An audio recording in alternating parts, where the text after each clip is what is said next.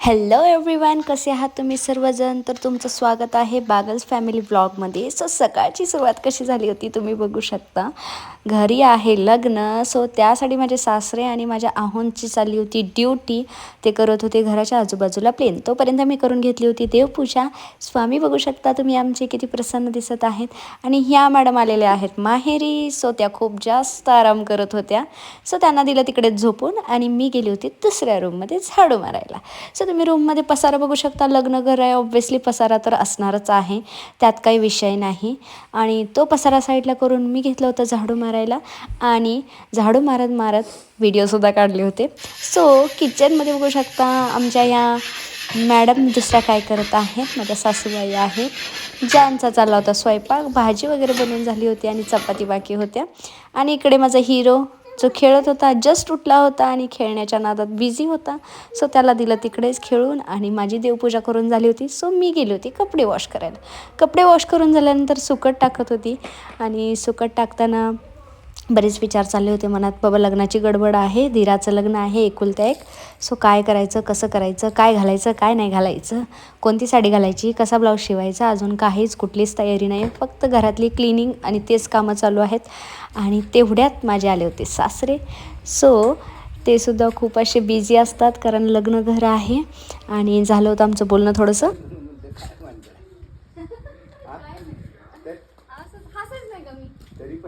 खुश राहते ना मी. माझ्या सासरीला खुश आहे ना म्हणून मी माझ्या सासरीला खुश आहे ना म्हणून मी हसून दाखवते सगळ्यांना.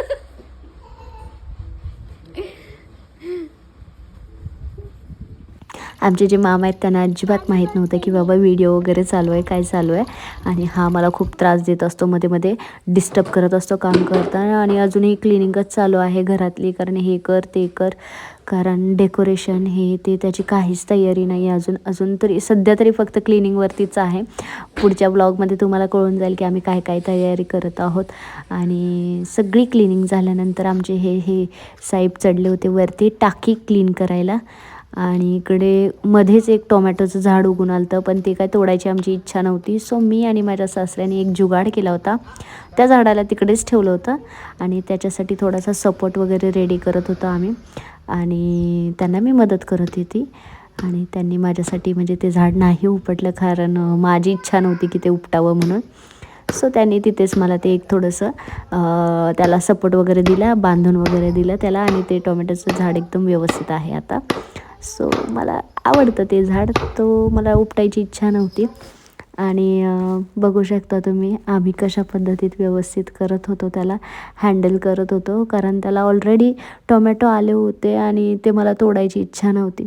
आणि मध्येच माझ्या धीराचं बाळ पडलं होतं. सो तिला काय बोलताही येत नव्हतं, काही नाही. आणि मध्येच आमचा पिल्लू पण त्रास देत होता. रुद्रांश आणि शिवन्या हे दोघं सेम एजचेच आहेत. सो ते दोघं एकत्र खेळत असतात आणि त्यांना एकत्र खेळण्यात आणि राहण्यात मजा येते. सो गावी आली की हिची भेट होते. आणि हे झाड लावून झाल्यानंतर आम्ही केलं होतं की म्हणजे ना घराच्या समोर ना प्लेन करायचं झालं होतं मुरुम टाकून. आणि हे आमचे सासरे. आणि इकडे आमचे बच्चा पार्टी खेळण्यात दंग, कुंड्या लावण्यात दंग, सगळं जे काही आहे ते सगळं व्यवस्थित आत्तूच्या मागे मागे करत चाललं होतं. आणि घरी खूप सारे पाहुणे येणार आहेत, सो त्याच्यासाठी भरपूर तयारी चाललेली आहे. आणि हे मुलंसुद्धा, छोटी छोटी मुलंसुद्धा मदत करत आहेत. म्हणजे खूप छान वाटतं की बाबा मोबाईल वगैरे गावी आल्यानंतर लागत नाही, काही नाही, फक्त वर खेळणं, खाणं, सगळ्या गोष्टी चाललेल्या असतात. आणि त्यानंतर सगळी कामं झाल्यानंतर आम्ही घेतलं होतं पत्रिकेचा व्हिडिओ बनवायला. सो पत्रिकेच्या व्हिडिओचं आमचं चाललं होतं शूट करायचं.